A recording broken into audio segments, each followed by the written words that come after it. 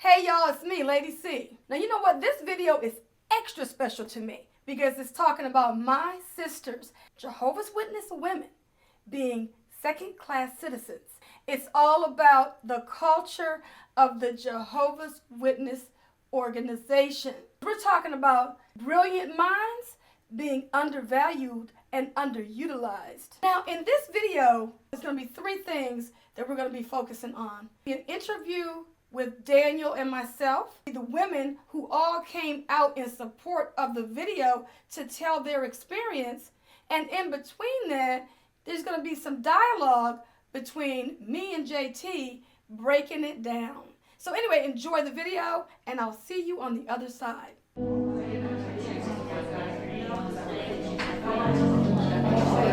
Hey ladies, got a struggle? Need to vent? It's time to join your voice and get down to business with some critical thought, where like-minded ladies share their personal experiences to empower each other, using critical thinking to make wise decisions.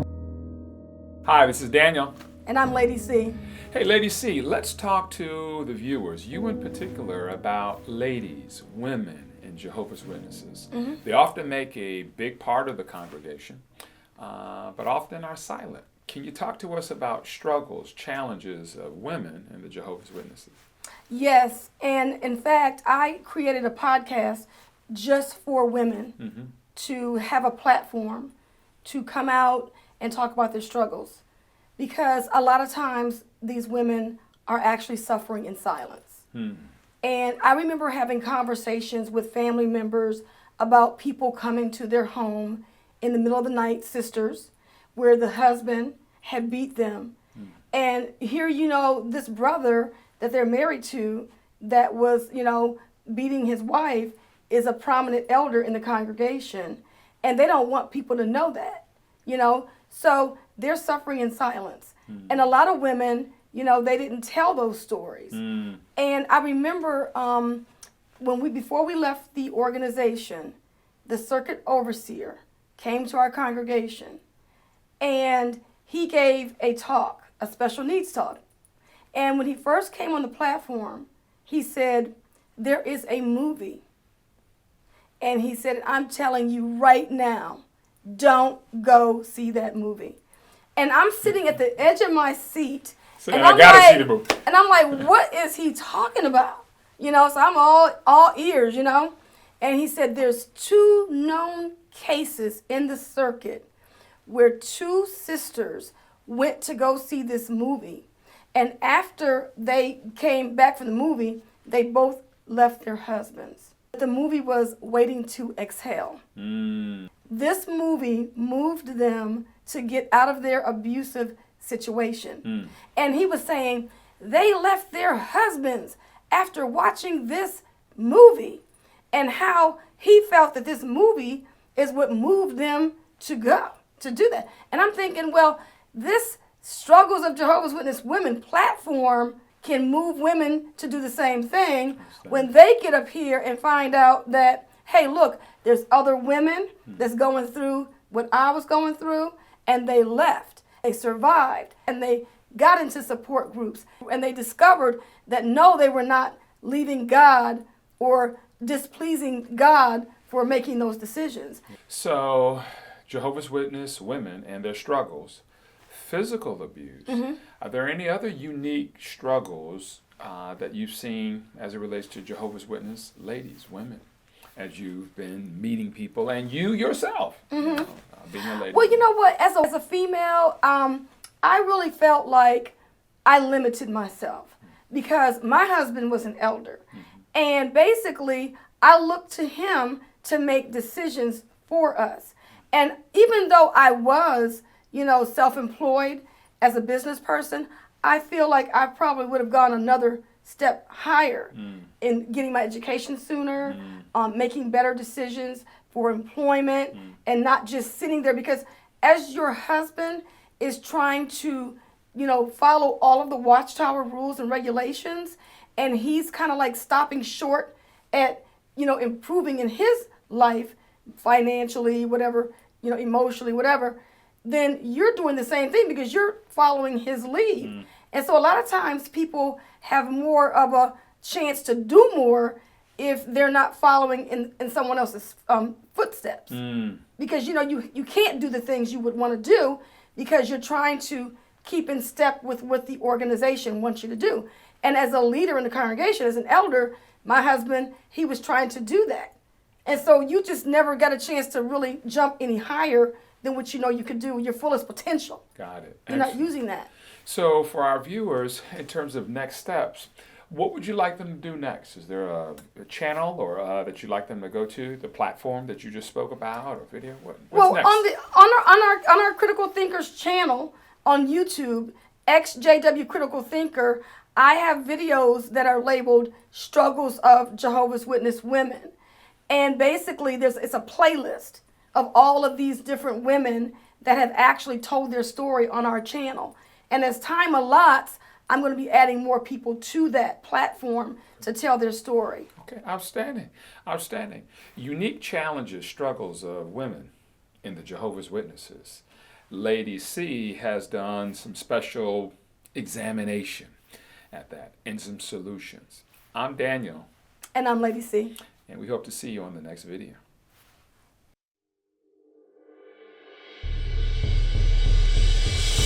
Kathy asked this question if I ever felt that women were like second-class citizens at the Kingdom Hall, and yes, I did.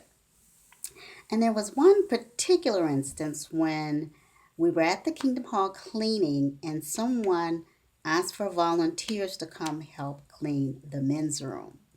And nobody in the room seemed to be moving, to actually go help. And the sister made direct eye contact with me at some point, and I told her no, because even though I had done it once or twice in the past, I would never do it again, because the brothers seemed to be of the opinion that cleaning the men's room is women's work. And that's what I told her, that I'm never going to do it again, because they go to the bathroom just like us. And so that was my moment of resistance while going to the Kingdom Hall. I was never a second-class citizen cleaning toilets again.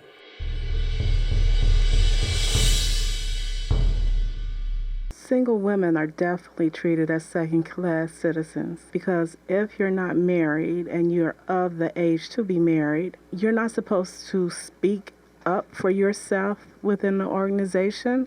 The elders are considered your head, and you're supposed to be submissive. If you do have family within an organization, no matter how old you are as a single sister, you would find that the elders, or even elders' wives, they would go to that male figure within your family, even if you're not even living in their household, to discuss situations they have with you, about you. They will discuss your field service time, lack thereof, instead of coming to you first and treating you as if you even had a brain. So as a female within an organization, you're minimalized.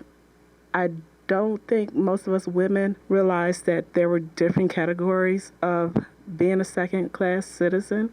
And as a single sister, you can get lost in the organization because you don't have a voice. Basically, if you're not one of those that extend yourself to the fullest as far as doing all the service parts on the meeting nights when people are missing, and going out to all the elderly houses and doing things and picking up people and taking them to the meetings and putting in full-time service in the ministry. If you're not doing those things as a single sister, then you're considered spiritually weak and you're disregarded. And I'm speaking from personal experience. You're the forgotten person. As a single sister, you don't get invited anywhere because you don't fit in anyone's group, unless you have a good job and you can buy wedding gifts and baby shower gifts or retirement gifts for whatever, function that we are allowed to participate in. But other than that, if it's not spending your money, you're not important. Just a recent experience. An elder's wife reached out to me on social media. I don't think she's uttered 2 words to me in the last 7 years. And I just recently seen her at one of my family's function back in August for a graduation party. I just got an invitation to a page of hers on social media so I can purchase makeup through whatever business venture she's going into. But other than that, I'm a single sister. I'm a second-class citizen. So that's my take on how it feels to be a second-class citizen as a JW.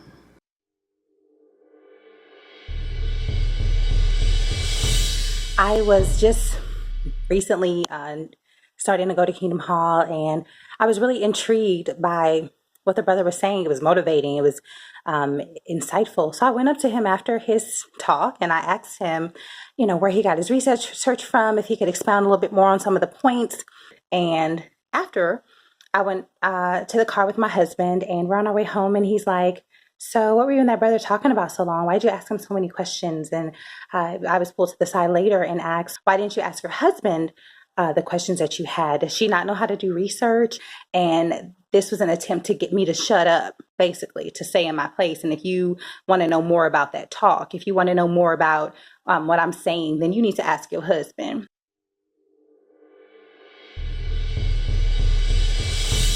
I wrote my letter to be reinstated. And after 3 weeks of not hearing anything, I called the PO. The PO told me not to call his house because his wife had not forgiven me. I said I thought it was Jehovah that was supposed to forgive me, but he told me to call another brother. I called the other brother, and I said, it's been 3 weeks. I wrote my letter for reinstatement. Hasn't been a committee formed, and he said that's because we have no intention of letting you back.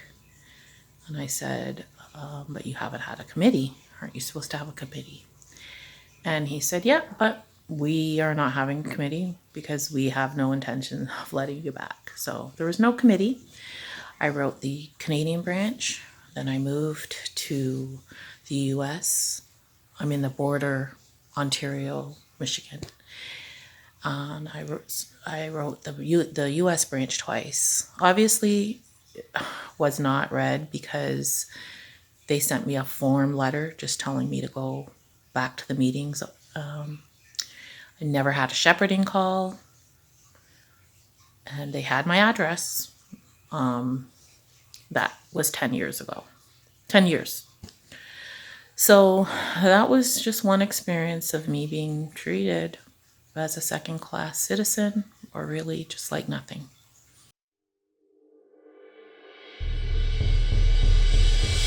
Oh, wow, JT, isn't that interesting?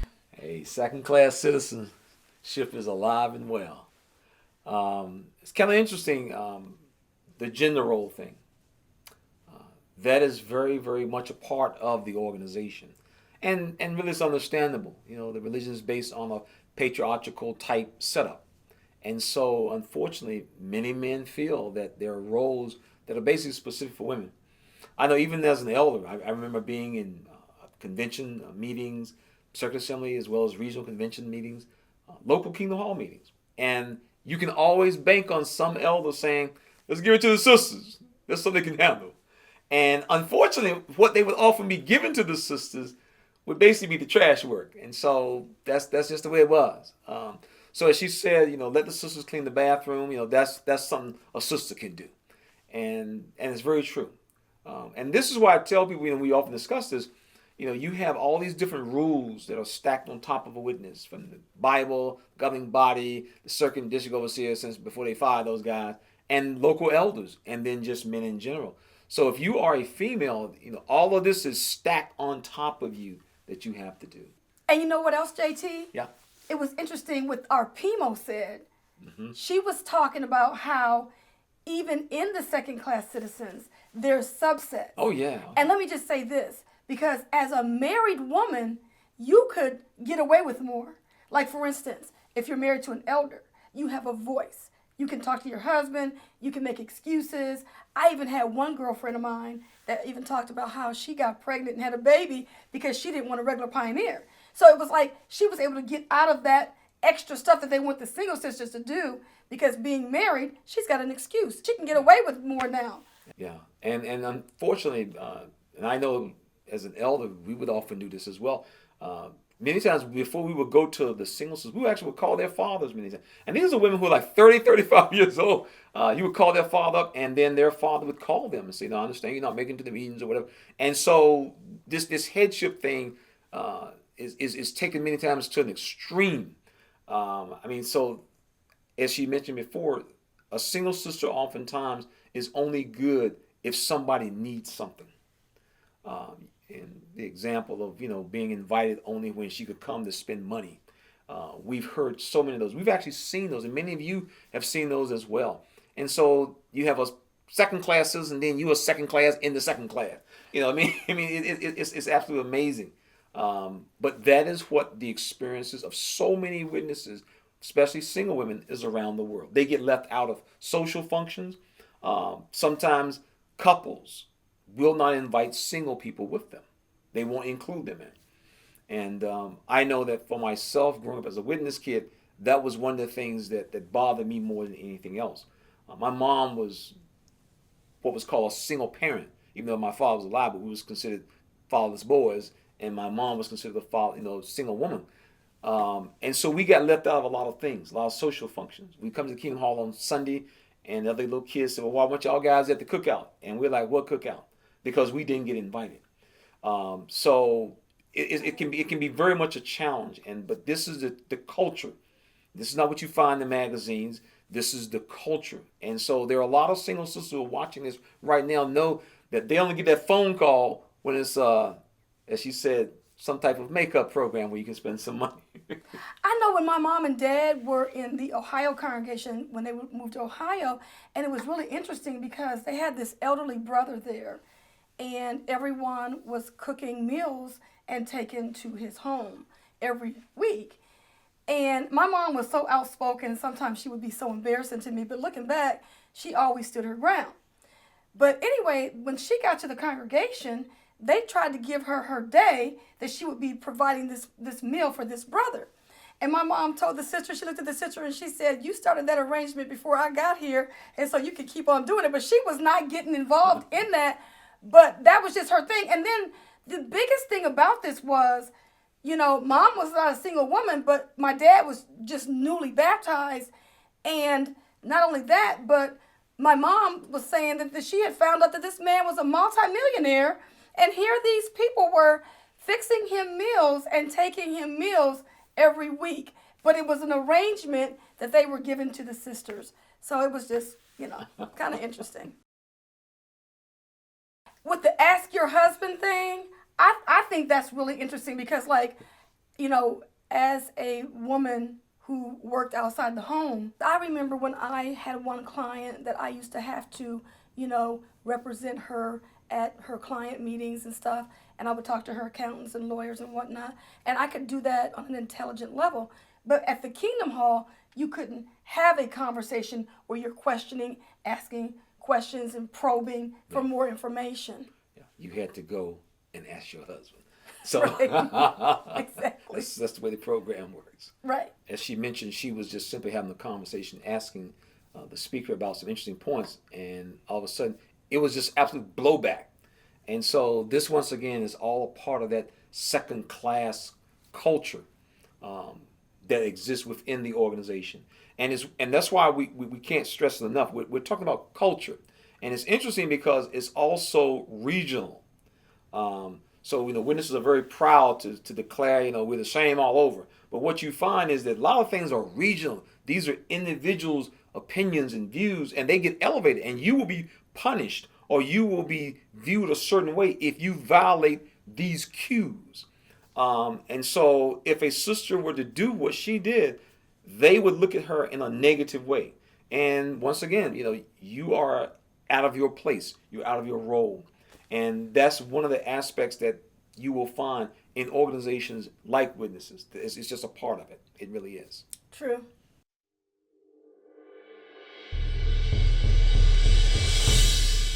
My second-class citizen experience as a Jehovah's Witness happened a long time ago. I was baptized not even a year, and it was the circuit overseer's visit. It was my first circuit overseer's visit. It was a weekday in the afternoon.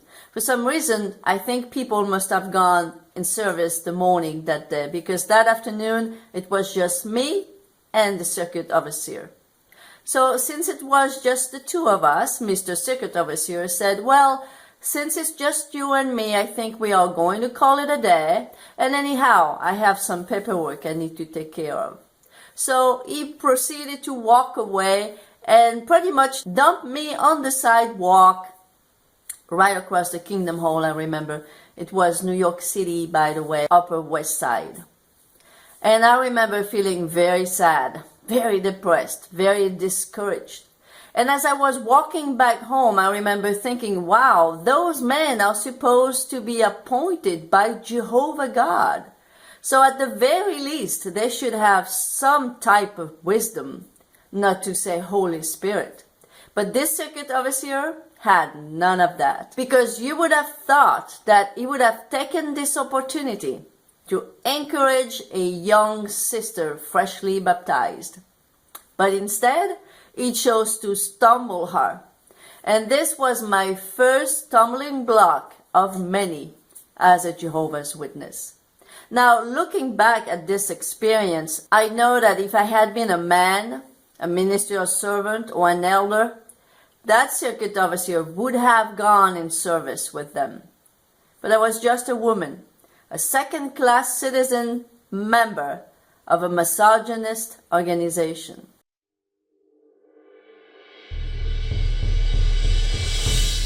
Hi, my name is Katya.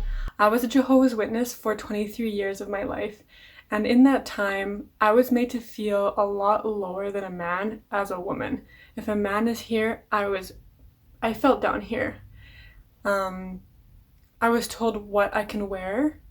I was told how I can style my hair. My opinion was not as valuable as a man's opinion. I felt basically like a child in the eyes of the organization.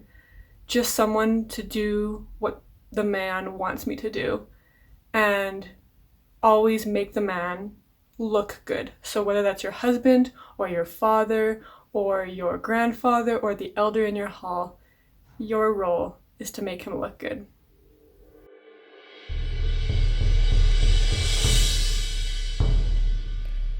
My experience with women being treated as second-class citizens in the org involves my stepfather. He married my mother and believed she had a lot of money. He quit his job right after they were married and expected my mother to take care of him and his daughter. Eventually, he got a job but was still taking my mother's money for his personal use. My stepfather died years later, and my stepbrother bullied me and my mother into paying for his funeral expenses. Unfortunately, both of these men were elders at one time and leaders of the congregation.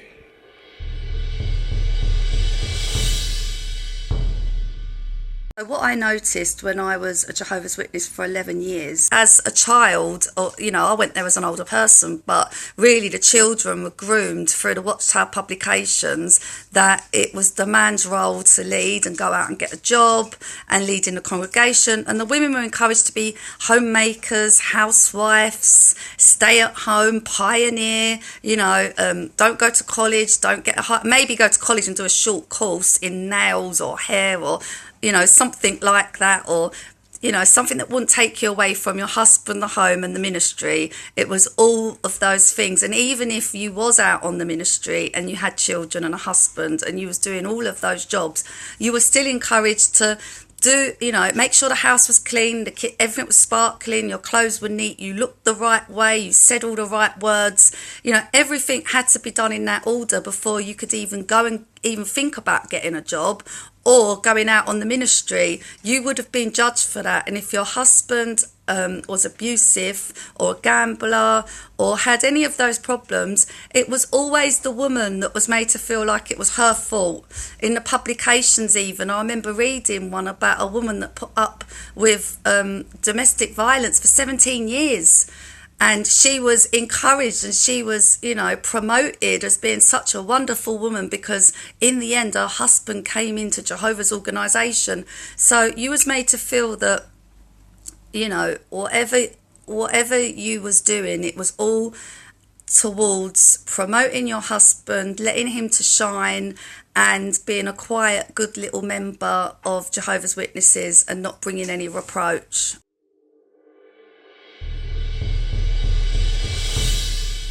Okay.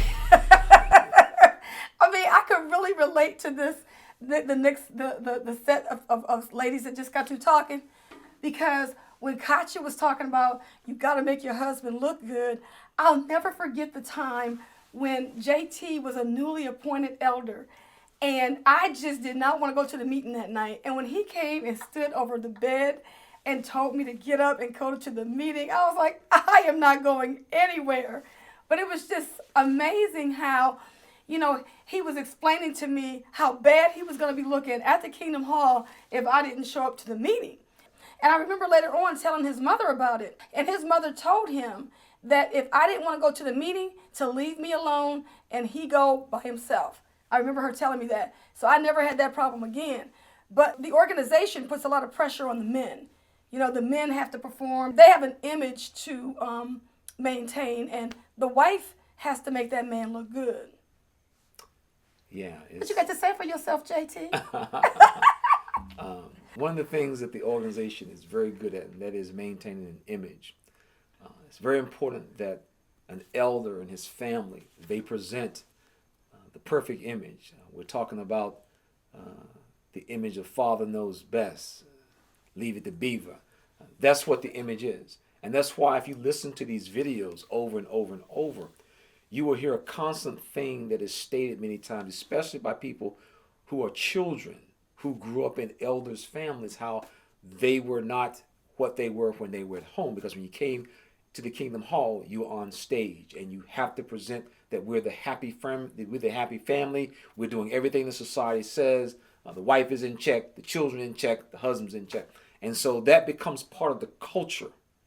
As she said, women generally have to do everything to make the husband look good.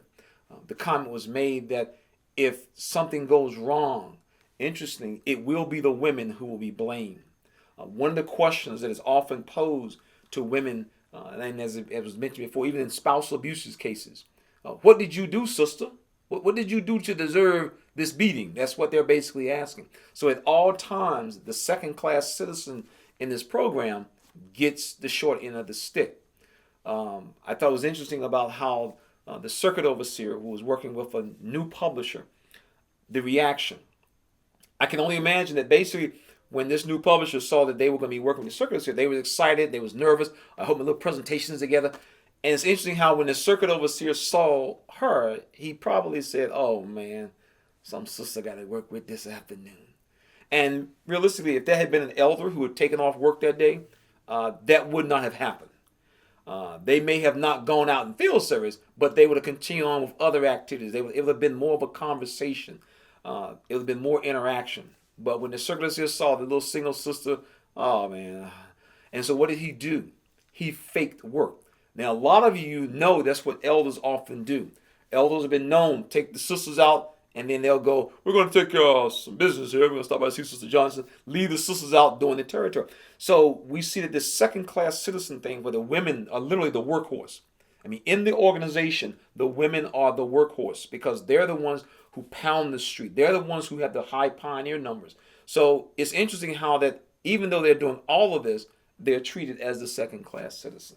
And not only that, but that circuit overseer and the way he treated that sister, I really feel like that's what make women feel like these brothers are not approachable. Like, this could have been a whole lot of people out in field service, and it could just be the way that they divvy up the groups. Yes. They could put people together. I've been out in service with brothers where they actually would have, like, all the elders would go out together and leave all the sisters by themselves. So it's like, why did y'all do that to us? They used to have us as kids. My mom was always assigned to work with us. So it's that second, you see that second-class citizenry working in play and fully alive. I mean, it's absolutely amazing. Absolutely.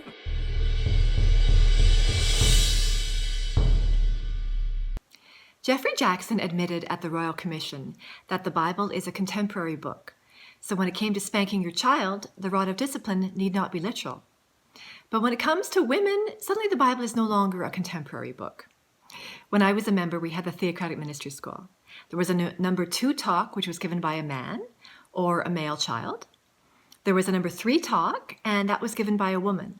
But you were not allowed to go up by yourself. You had to have an assistant. You had to have a householder, as they called it. And you had to come up with some crazy setting, like the person doesn't know how to do something, and you've got to help them, and here are some scriptures and so forth. But you were not permitted to talk to the audience. Then there was a number 4 talk, which could be given by a man.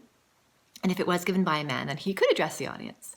But if it was given by a woman, if a woman was assigned, again, she had to have her householder, and she could only talk to her householder. She's not permitted to address the audience. So it was just so crazy, the way things were done, and the fact that, suddenly the Bible is no longer a contemporary book when it comes to women. They're stuck in the 1950s.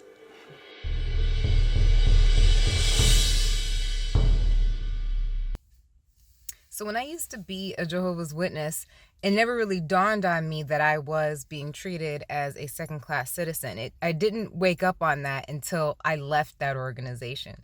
So being out 10 plus years, I'm in a position where I do a lot of public speaking. So it would be like me being a brother giving a talk, which would never happen in that organization. And so I just find it really ironic that here I am now giving presentations all the time, doing public speaking, doing that for my day job and for my side business. And it's very natural for me. And in that organization, you, as a woman, you were not allowed to give talks. You were not allowed to give prayers. If there was a male present, you would have to wear something on your head, anything that was close by. I remember at times sisters would take this little nasty handkerchief scarf, put it over their head, things like that. We were always told to be in servitude to the men, to be in submission to the men, to always just, be there as someone to carry out whatever task the men has said needs to be carried out. So we were just there to be little workers. And that's the feeling that I had, but I had it after leaving. When I was in the organization, I thought it was natural and normal, this 1950s idea of how women are to have a role in society. And so I am so glad to be out of that organization 10 plus years later, living my best life, being this woman that I am today, and being able to work in my field fully, to be able to give talks, presentations, so on and so forth.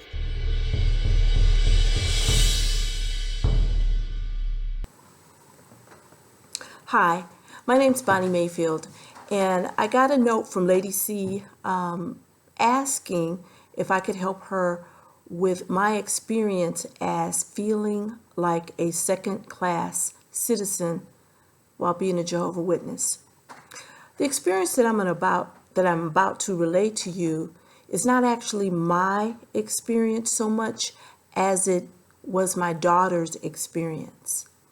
So in the early 2000s, my daughter was about 9 or 10, and I took her to this witness party. Now, this party was actually at a relative's house, but I was inactive. I was struggling to stay in the truth, as many of us try to do. And I was like, okay, honey, I'm going to take you to this party, and you're going to have a good time. My daughter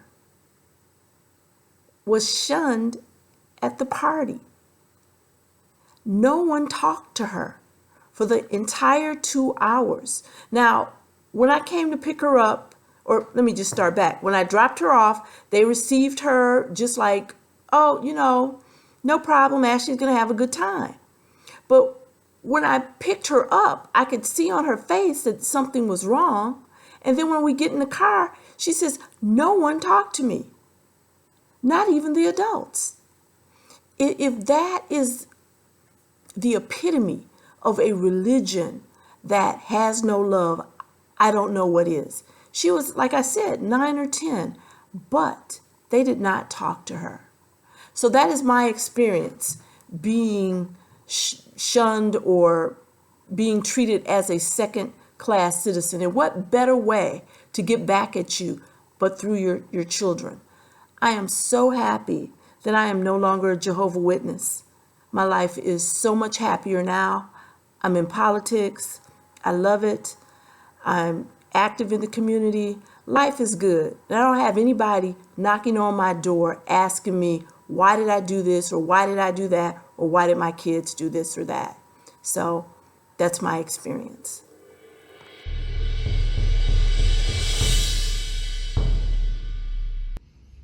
Okay, let's not go so far as to say that women had no privileges in the congregation. So yes, men did have almost all of the duties and responsibilities and decisions in the congregation. Yes, but don't forget. Just don't forget. I mean, we were able to clean the Kingdom Hall whenever the circuit overseer came, so that was an honor. That was an honor. Okay? We were able to tie up baggies full of baby diapers and stuff. I mean, that was an honor. That was a true honor. If the kids were cutting up during the meeting, right? Kids cutting up during the meeting, we had the privilege of taking them back in the bathroom and taking them in the little back room and giving them a little good old fashioned so we can get through the rest of the meeting. That was a privilege, okay? And if you could make unleavened bread for the memorial, if you could make unleavened bread for the memorial, your wifey, I mean, you are marriage material right there, right? There was more sisters and brothers. That brother's going to want you, okay? That brother's going to want you. And if you could play the piano, so the congregation can sing along with you for the song portion of the meeting, you might as well call yourself anointed and go to heaven right now.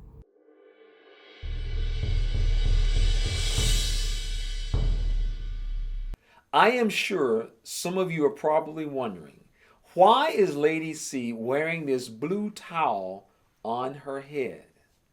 Well, this is another example of how Jehovah's Witness women are treated as second-class citizens. We would like to read something to you, and we're going to allow the Watchtower to address it.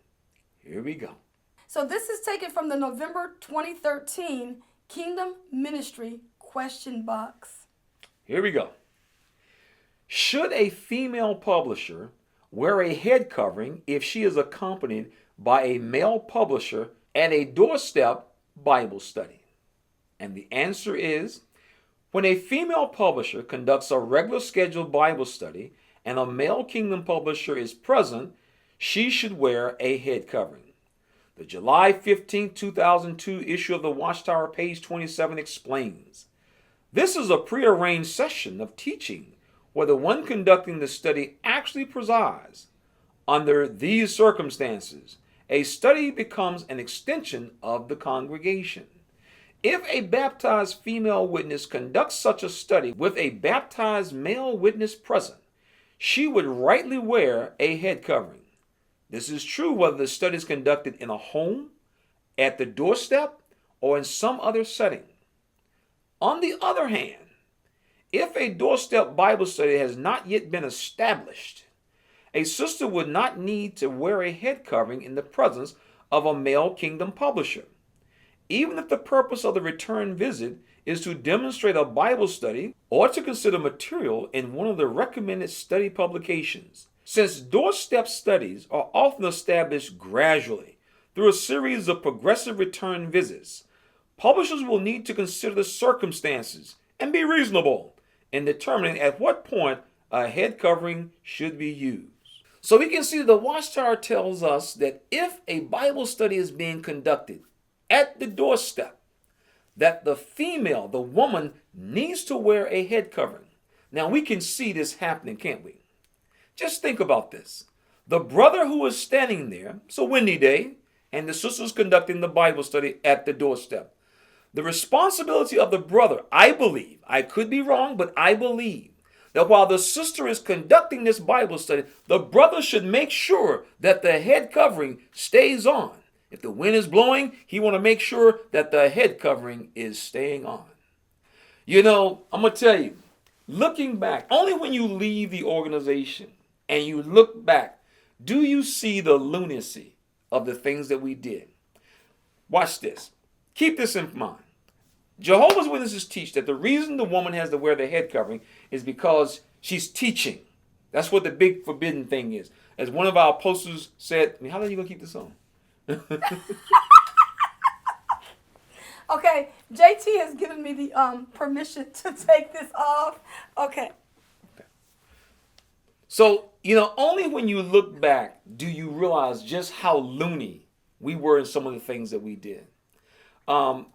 Witnesses teach that a woman is not supposed to be teaching in this format. As one of the commenters said earlier, at the Kingdom Hall, on the theocratic school, which they had for many, many years, a sister could not face the audience and explain a scripture. She couldn't teach. That was the big thing. If she is looking at the audience, she is teaching. Therefore, she's out of place. So they always had the sisters look at each other, two women look at each other. But they could talk about anything they want to, but she couldn't face the audience and teach. It's kind of ironic because it just shows you how Pharisaic you can get. And this question from readers is a perfect example of that. How the Pharisees, the rules. So under this circumstances, you can do this. Under that circumstance, you can't. Yet none of this is in the Bible. That at the door, you have to put something on someone's head. These are things that are not in the Bible.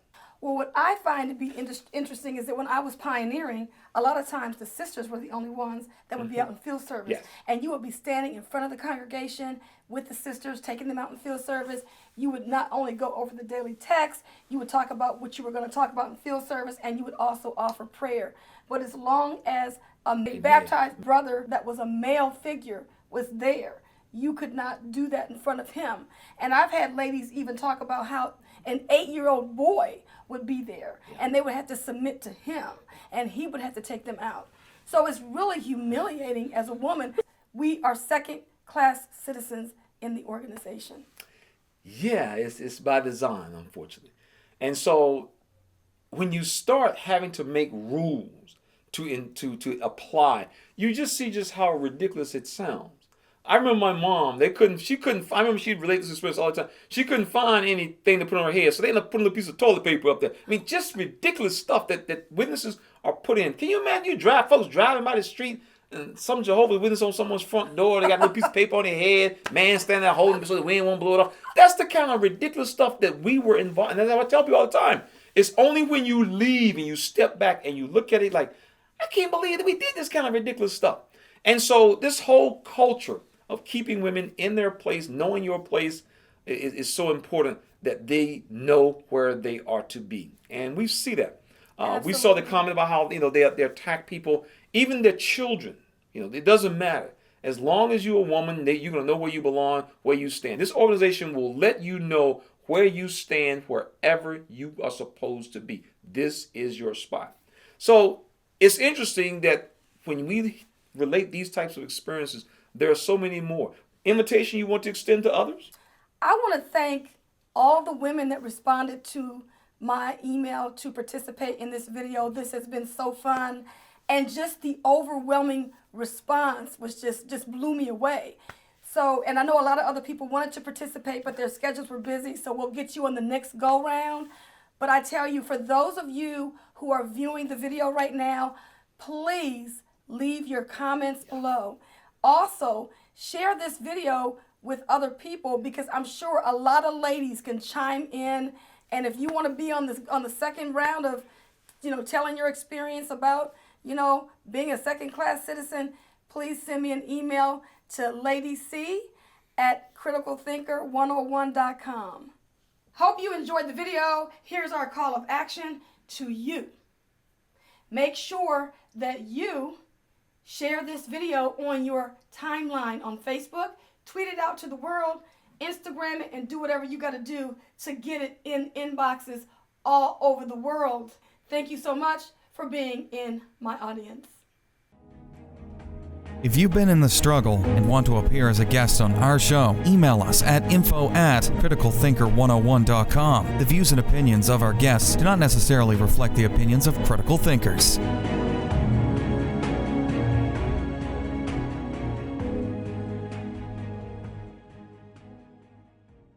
This program was sponsored by Critical Thinkers.